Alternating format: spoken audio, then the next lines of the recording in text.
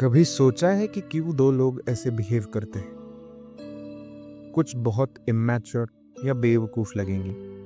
तुम उन्हें कितना भी समझाओगे तो भी वो यह नहीं समझ पाते, ना ही वो समझना चाहते हैं। होती तो बात बहुत आसान सी है, पर नहीं, वो पॉसिबल नहीं होता। और कुछ समझदारों को तो इशारा ही काफी होता है। पता है वो दो लोग कौन हैं? तुम खुद हो। तुम खुद अपने पास्ट में झांकोगे तो तुम्हें अपने बारे में ऐसा ही लगेगा। तुम खुद ही अपने पास्ट में झांकोगे तो तुम्हें कई बार ऐसा लगने लगेगा कि मैं तब कितना नादान था, काश मैं तब ये समझ पाता कि ये सारी गलतियां नहीं करनी। पर ऐसा हमेशा क्यों लगता है कि तब नहीं करनी चाहिए थी? हमें प्रेजेंट के बारे में ये सब क्यों नहीं लगता? प्रेजेंट के बारे में हम ये सब गलतियां आइडेंटिफाई क्यों नहीं कर सकते? जब तुम 2 साल बाद सोचोगे तो तुम्हें आज की गलतियां दिखेंगी। 2 साल बाद क्यों दिखेंगी, अभी क्यों नहीं दिखती? तो ऐसा सिर्फ इसलिए होता है कि तुम अभी माया में उलझे हुए हो। तुम अभी उतने कॉन्शियस नहीं हो। तुम्हें अभी अपनी गलतियां नहीं दिखती। क्यों नहीं दिखती? क्या सच हो नहीं दिखती? ऐसी बात नहीं। अभी भी तुम्हें तुम्हारी गलतियां दिखती है, पर वो सारी गलतियां तुम्हारे इनसिक्योरिटीज, तुम्हारे झूठे होप्स, तुम्हारे सारे प्रपंच के अभाव में आकर गलतियां छुप जाती हैं। भले तुम्हें कई बार पता होता है कि तुम ये गलती कर रही हो, पर तुम किसी न किसी रीजन की वजह से, किसी न किसी होप की वजह से, किसी न किसी सेल्फिशनेस की वजह से, स्वार्थ की वजह से वो गलतियां करते हो। और जब तुम आगे बढ़ते हो, जब 1-2 साल हो जाते हैं, तब तुम अपने पास्ट को ऐसे देखते हो कि वो सारी इनसिक्योरिटीज, वो सारे सीरियस, क्या बोलते हैं उसको, वो सारे सेल्फिशनेस, वो सारे एकदम बहाने, सब झूठे हैं, नकली है। वो सब मैटर नहीं करता। तुम जो अब कर रहे हो वो 2 साल बाद मैटर नहीं करता। तुमने जो 2 साल पहले किया था वो अब मैटर नहीं करता। ये सब सिर्फ इसीलिए होता है कि तुम्हारी कॉन्शियसनेस तुम्हें बांध के रखती है। कॉन्शियसनेस कैसे बांध के रखती है? अगर तुम बहुत ज़्यादा कॉन्शियस हो, अगर तुम्हारी कॉन्शियसनेस बहुत बड़ी है, तो तुम इनसिक्योरिटीज के अभाव में, तुम होप्स के इन नकली सारे भावों के अभाव में आकर तुम गलतियां नहीं करोगे, क्योंकि तुम्हें पता है तुम्हारी कॉन्शियसनेस बड़ी होगी तो सिर्फ इतना फर्क होगा कि तुम ये समझ पाओगे कि ये सारी चीज़ें अब मैटर नहीं करती, ना आगे जाके मैटर करती हैं, और तुम गलतियां कम करोगे। जैसे जैसे तुम बड़े होते हो वैसे वैसे तुम्हारी कॉन्शियसनेस भी धीरे धीरे बड़ी होती रहती है। इसीलिए वही गलतियां जो तुम बचपन में करते हो वो गलतियां अब नहीं कर पाते। ये सारी चीज़ें डिपेंड करती है कॉन्शियसनेस पे। ऐसा ही प्रेम में होता है। अगर तुम्हारा पार्टनर टॉक्सिक लगता है तुम्हें, तो ऐसा नहीं है कि वो अब टॉक्सिक बना है, वो पहले से ही टॉक्सिक था। और जैसे जैसे उम्मीद टूट रही है, वैसे वैसे जो तुम्हारी आंखों पे पर्दा लगा था कि वो एक दिन बदल जाएगा, वो पर्दा भी धीरे धीरे हटने लगता है। भले ही तुम उसे कितना भी चांस दो, बदलने की कोशिश करो। ऐसा भी कई बार होता है कि उस पार्टनर को पता है तुम्हें या तुमसे वो बहुत प्यार करता है, फिर भी वो अपने आप को बदल नहीं पाता। जिस पर तुम्हारे पार्टनर को ये पता भी होता है कि वो गलती कर रहा है, उसको गलती करते समय ही पछतावा हो रहा होता है, पर वो गलती करने से खुद को रोक नहीं पाता। ऐसा सिर्फ इसीलिए होता है कि स्वभाव बदल नहीं सकता, वो अपने स्वभाव से बंधा हुआ है। रात कीड़े को कितना ही भले पता हो कि आग में जाऊंगा तो मर जाऊंगा, फिर भी वो रोक नहीं पाता अपनी लाइट के अट्रैक्शन को और घुस जाता है कैंडल में। उसके बाद तो मृत्यु तय ही है। ये जो रिएक्शंस होते हैं, किसी भी ये जो फीलिंग्स होती है, ये सब कंप्लीटली डिपेंड करता है आपकी कॉन्शियसनेस पर। जिसकी जितनी ज़्यादा चेतना, कॉन्शियसनेस, वो उतना ही अपने बिहेवियर को मैनिपुलेट कर सकता है। जिसकी जितनी ज़्यादा कॉन्शियसनेस कम है, वो उतने ही अपने स्वभाव से बंधा हुआ होता है और अपनी झूठी उम्मीद से बंधा हुआ होता है। अब बंधना, ये स्वभाव से बंधना या कम करना कॉन्शियसनेस को, ये कैसे होता है? इससे अच्छा कि हम प्रोसेस को समझे, हम अचीवमेंट्स को समझते हैं। जैसे सबसे ज़्यादा कॉन्शियस होते हैं सेंट्स, मॉन्क्स, साधुस, और कम देखे तो वो होते हैं जो क्रिमिनल्स होते हैं, रेपिस्ट होते हैं, एक्सेट्रा। अभी रेपिस्ट कैसे होते हैं? रेपिस्ट कैसे बनते हैं? जब उसके मन की जो वो बंधा हुआ स्वभाव है, जो उसका मन का हुआ लालच है रेप करने का, या फिर रेप करना उसका स्वभाव नहीं है, उसका स्वभाव सिर्फ इतना है कि उसको लस्ट जागृत हो रही है, उसके अंदर बहुत ज़्यादा लस्ट बढ़ चुकी है। वो इतना उस लस्ट से बंध चुका है कि वो देख नहीं पाता। अब कहो, अब ऐसा पूछ सकते हैं हम कि ऐसा सोच सकते हैं कि रेपिस्ट और लस्ट का क्या संबंध है। अगर वो लस्ट के भाव में इतना बंधा हुआ ही है तो वो क्यों नहीं समझ सकता कि रेप नहीं करना है? ऐसा बिल्कुल नहीं है। वो अपने लस्ट के भाव में बंधा हुआ है या अंधा हो चुका है। इसको समझने के लिए हम ये जान सकते हैं कि कई सारे खबरें ऐसे भी आती है कि रेपिस्ट ने रेप लड़की का नहीं किया है, किसी जानवर का कर लिया। कभी कभी लोग फल फूल उन सब में भी वही देखते हैं जो उन्हें नहीं देखना चाहिए। अब बताइए कि भले रेपिस्ट रेपिस्ट है, उसको 6 साल की बच्ची में क्या दिखा होगा, 6 महीने की बच्ची में क्या दिखा होगा, 1 महीने की बच्ची में क्या दिखा होगा? दिखा कुछ नहीं था। वो पहले से ही अंधा था अपने लस्ट के भाव में। पर वो उसने जो काम किया वो कंप्लीटली अपने स्वभाव के कारण था। अगर उसकी कॉन्शियसनेस उतनी बड़ी होती तो उसकी अवेयरनेस भी उतनी बड़ी हो जाती।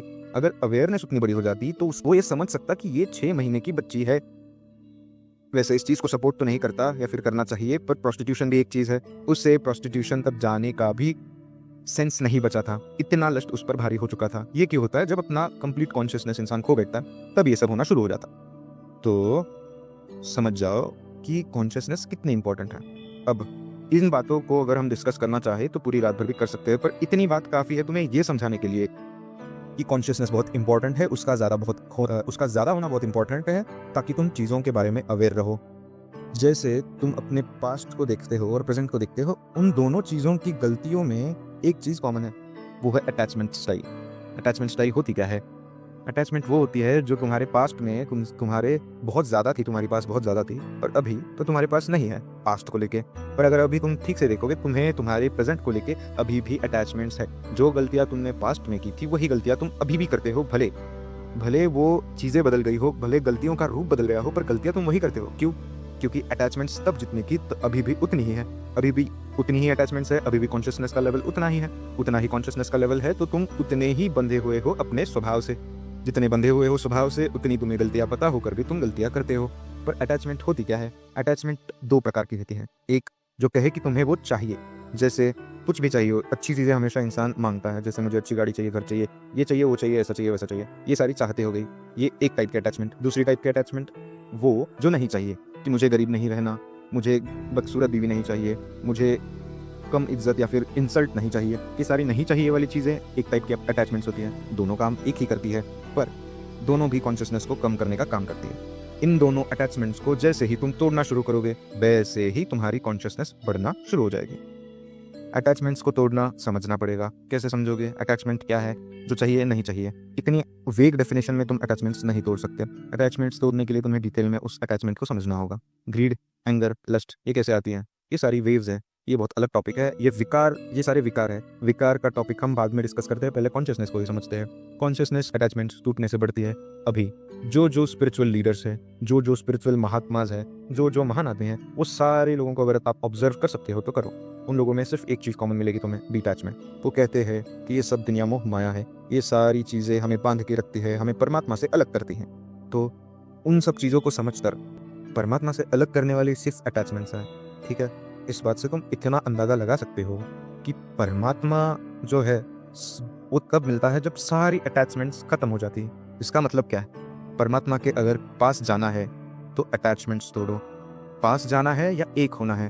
तो अभी हम इसी चीज़ की दूसरी बाजू देखते हैं। दूसरी बाजू ऐसी है कि जो क्रिमिनल्स होते हैं, बड़े बड़े गैंगस्टर्स होते हैं, माफिया होते हैं, वो कैसे ऑपरेट करते हैं? उनको ना कॉन्शियसनेस का कोई अभाव होता है, ना उनके पास कोई ड्रिवन फोर्स कोई होती है, और फिर भी वो इतने सक्सेसफुल क्यों होते हैं? लोग अक्सर अट्रैक्ट हो जाते हैं क्रिमिनल्स, माफिया को देखकर कि वो इतने सक्सेसफुल है, उन्होंने इतना पा लिया। पर ये कैसे?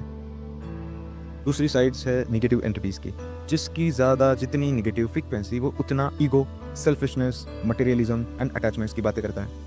एक्सट्रीम वाइब्स सेम ही होती है, बस फर्क सिर्फ कितना होता है कि एक ग्रुप कंप्लीटली दूर है सेपरेशन के आइडिया से।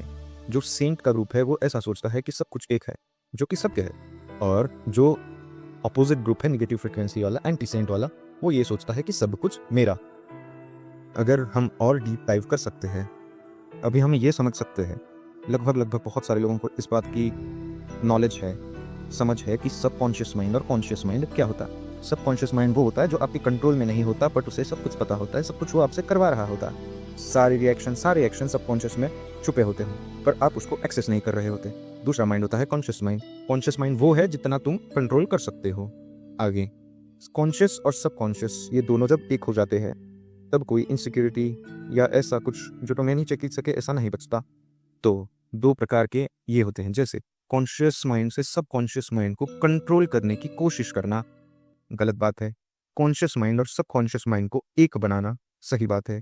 जैसे सबकॉन्शियस माइंड को जैसे ही कनेक्ट कंट्रोल करने की कोशिश करो वैसे ही तुम उसे अलग मानते हो, अलग जैसे ही मानते हो वैसे ही वो एक नहीं हो पाता। जैसे ही तुम डिटैच करने लगते हो अपने आप को सारी निगेटिव फ्रीक्वेंसीज से, जैसे dust grid, anger, etcetera etcetera, ये सारी चीज़ों से डिटैच जैसे ही होते हो वैसे ही सब कुछ नेचुरल हो जाता है और तुम्हारा सबकॉन्शियस माइंड वर्क करने लगता है। जब इन दोनों के बीच की दीवार टूट जाती है, वही दीवार टूटना और परमात्मा से मिलना एक है। के पास, सबके पास सेम अमाउंट ऑफ माइंड होता है, same amount of consciousness, subconsciousness होती है। बस फर्क इतना होता है कि किसी की सबकॉन्शियसनेस बहुत ज़्यादा होती है, कॉन्शियसनेस कम होती है।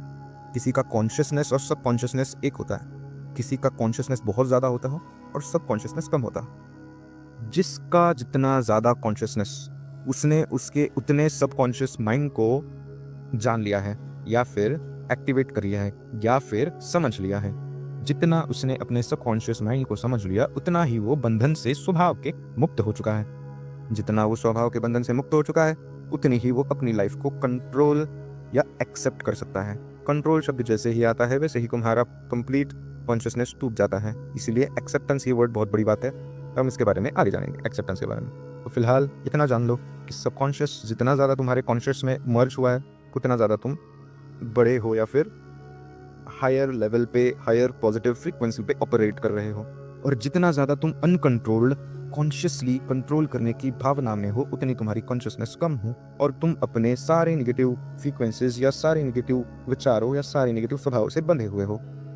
इस चीज़ को जानना कि हर कोई किसी ना किसी परसेंटेज अमाउंट से अपने अपने नेगेटिव फ्रीक्वेंसीज में बंधा हुआ है, ये बहुत इंपॉर्टेंट है। ऐसा कोई नहीं इस धरती पर जो कि अपने स्वभाव से बंधा हुआ नहीं है। आखिरी स्वभाव की मुक्ति ही परमात्मा का मिलन है। अगर तुम परमात्मा से नहीं मिले या फिर कंप्लीट वननेस से नहीं मिले हो, इसका मतलब सिर्फ इतना है कि तुम्हारे अंदर अभी भी नेगेटिविटी है, सबके अंदर होती है।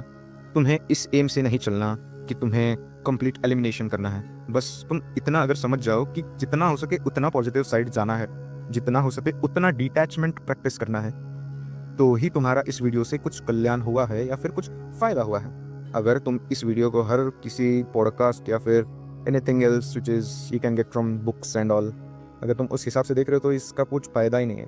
तुम्हारा फायदा सिर्फ इसी में है कि इस बात को समझ लो कि डिटैच होना है। क्यों होना है डिटैच, इस बारे में मैंने पूरे वीडियो में ऐसी बातें की है। ठीक है, आगे डिटैच कैसे होना है ये हम अगले वीडियो में सीखेंगे।